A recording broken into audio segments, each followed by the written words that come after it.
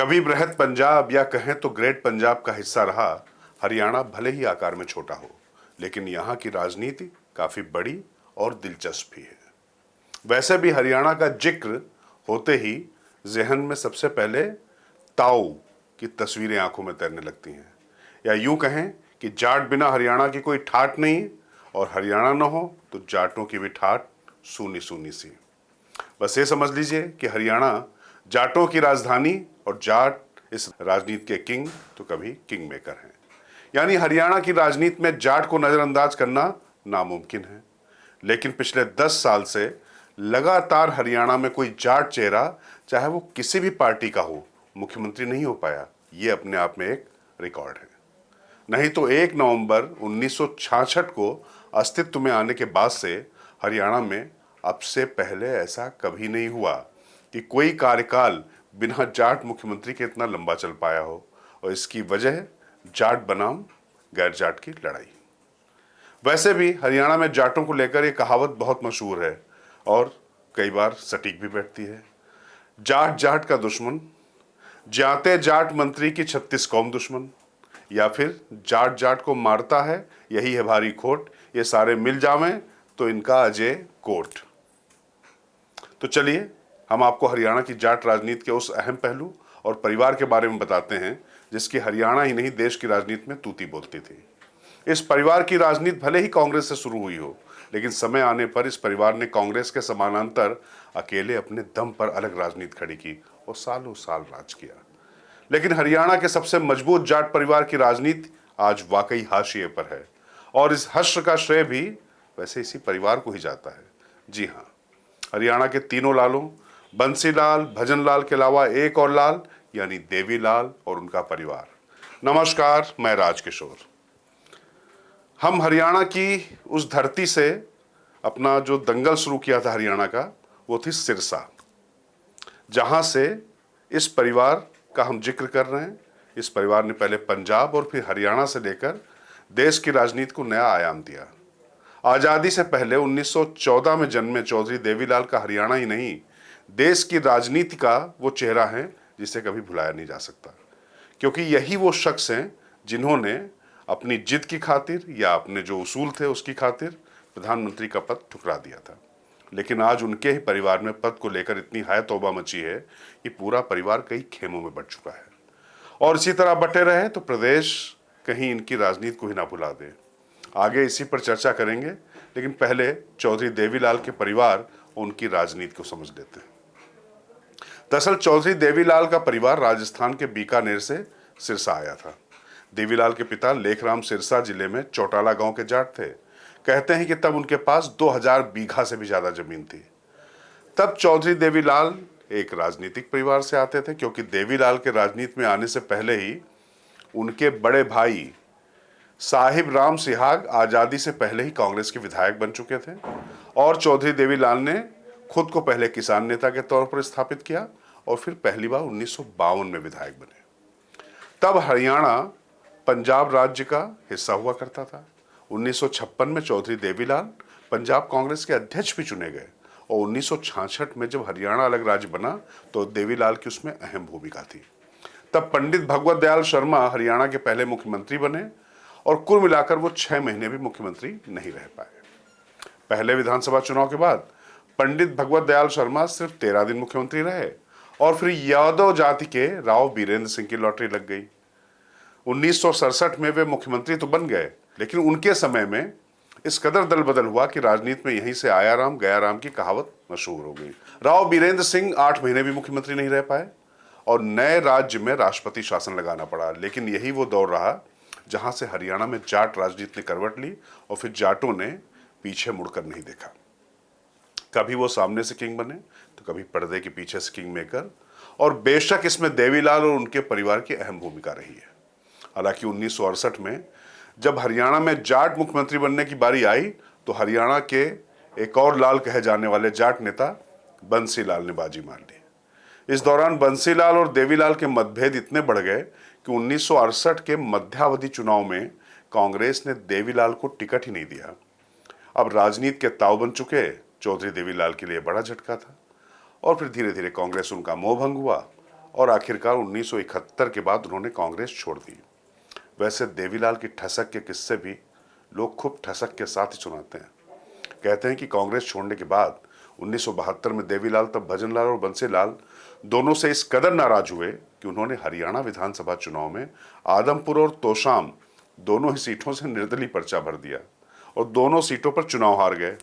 इसके बाद देवीलाल ने कुछ सालों तक खुद को राजनीति से दूर भी रखा। 1975 में जब देश पर आपातकाल थोपा गया तो वो इसके खिलाफ आंदोलन में सक्रिय हुए और 1977 में हरियाणा में जनता पार्टी के सबसे बड़े नेता के तौर पर उभर कर निकले। ये वही दौर था जब देश पर इमरजेंसी थोपी गई थी और बंसीलाल इंदिरा गांधी और संजय गांधी के खासम खास बन चुके थे और चौधरी देवीलाल के लिए यही वरदान बन गया। देश से कांग्रेस का सफाया हुआ तो हरियाणा में भी कांग्रेस की राजनीति ने घुटने टेक दिए और चौधरी देवीलाल पहली बार 1977 में हरियाणा के मुख्यमंत्री बने और फिर उन्होंने आजीवन पीछे मुड़कर नहीं देखा। हालांकि 1980 में जब कांग्रेस सत्ता में लौटी तो देवीलाल ने केंद्र की राजनीति का भी रुख किया और कांग्रेस विरोधी राजनीति की एक मजबूत धुरी बनकर उभरे। 1987 के हरियाणा विधानसभा चुनाव में तो उनकी आंधी चली और देवीलाल के नेतृत्व वाले गठबंधन ने 90 सीटों में से 85 सीटें जीतकर रिकॉर्ड बना दिया। देवीलाल दूसरी बार मुख्यमंत्री की कुर्सी पर बैठे। इस दौरान 1989 में वीपी सिंह और चंद्रशेखर की राजनीति ने जनता दल के बैनर तले राजीव गांधी को मात दी तो पहले देवीलाल को ही प्रधानमंत्री बनने की तैयारी थी, लेकिन ताऊ देवीलाल ने इनकार कर दिया प्रधानमंत्री का पद लेने से। और क्यों, इसे लेकर कई तरह के विश्लेषण हैं। हालांकि इसके बाद भी चौधरी देवीलाल 2 बार उप प्रधानमंत्री रहे। वैसे 1989 में देवीलाल ने 2 जगहों से हरियाणा की रोहतक और राजस्थान की सीकर लोकसभा सीट से चुनाव जीता।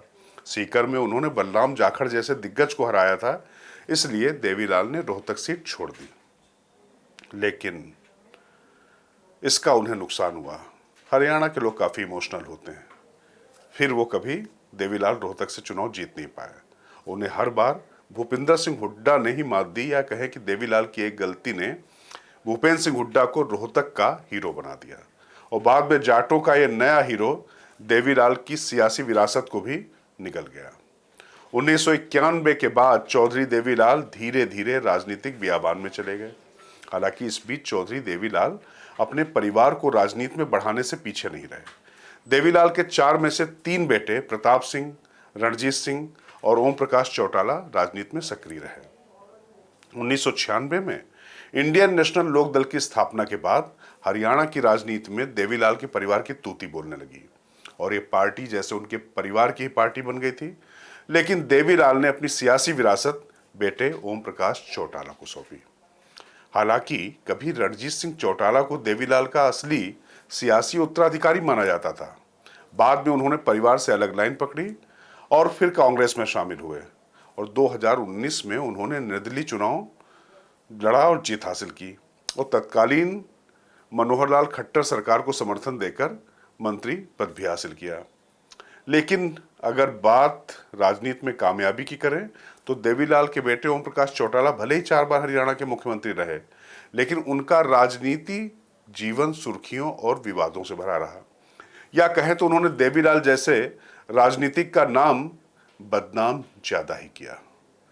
चौटाला ने भर्ती घोटाले में 10 साल की सजा काटी और 2021 को तिहाड़ जेल से रिहा हुए। साथ ही आय से अधिक संपत्ति के मामले में भी उन्हें सजा हुई। यानी देखा जाए तो हरियाणा में अगर देवीलाल की सियासी विरासत चौपट हुई तो उसके पीछे ओम प्रकाश चौटाला की ही राजनीति या कहें उनके कर्म है। वहीं अगर ओम प्रकाश चौटाला के बेटों की बात करें तो वो भी अपने पिता की विरासत को आगे बढ़ाते रहे। जैसे अजय सिंह चौटाला फिलहाल जननायक जनता पार्टी के नेता और राज्य के पूर्व डिप्टी सीएम दुष्यंत चौटाला के पिता हैं। वह विधायक, लोकसभा और राज्यसभा सांसद भी रहे। अजय चौटाला भी अपने पिता के साथ 10 साल की सजा काटकर जेल से बाहर आए हैं। चौटाला की पत्नी नैना चौटाला राजनीति में कदम रखने वाली चौटाला परिवार की पहली महिला हैं और वो भी विधायक बनी। वहीं ओम प्रकाश चौटाला के छोटे बेटे अभय सिंह, बहुत दबंग जैसी इमेज रही है, वो अपने पिता की इनेलो यानी इंडियन नेशनल लोक दल को संभाले हुए हैं।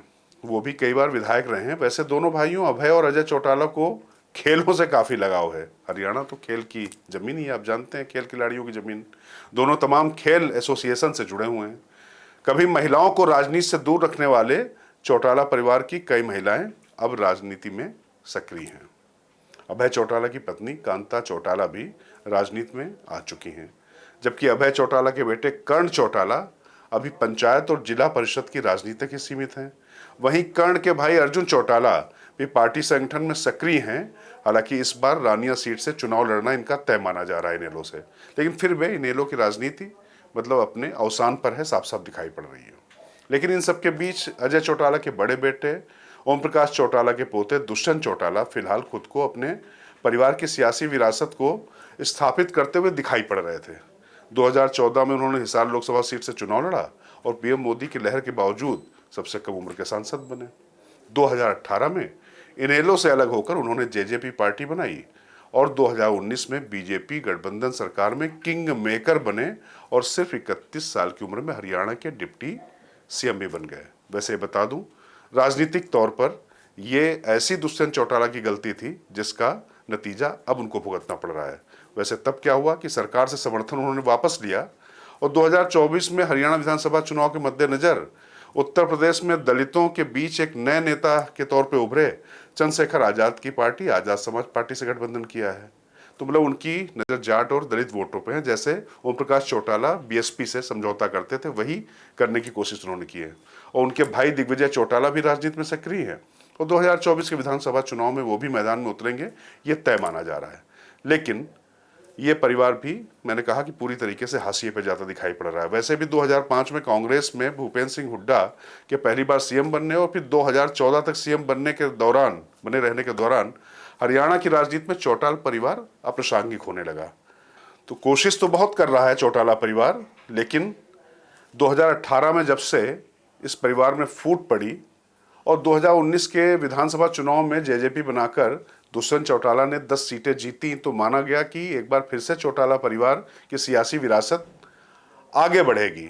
लेकिन यहाँ सवाल ये है कि ताऊ यानी चौधरी देवी लाल जैसी सियासत शायद अब इनके बूते की नहीं है। ये क्यों कह रहे हैं? इसलिए क्योंकि इस बार दुष्यंत चौटाला को कोई पूछने वाला भी नहीं दिखाई पड़ रहा जब हम यहाँ पर घूम रहे हैं। क्योंकि वैसे माना जाए तो राजनीति का एक ही ताऊ पैदा हुआ है और लगता है कि शायद ताजिंदगी वो ताऊ देवीलाल ही रहेंगे। परिवार तो मेरे ख्याल से अभी उस विरासत को आगे बढ़ाने में अक्षम नजर आ रहा है। बहरहाल हरियाणा के चुनाव से जुड़ी हुई तमाम दिलचस्प खबरें और विरासत और सियासत और आगे क्या होने वाला है, ग्राउंड रिपोर्ट्स के साथ में हम आपको बताते रहेंगे। अभी हमारी ये रिपोर्ट आपको कैसी लगी कमेंट बॉक्स में जरूर बताएं। फिलहाल मुझे दीजिए आज्ञा। मैं राजकिशोर, बुलंदशहर टीवी, ताकत आपकी।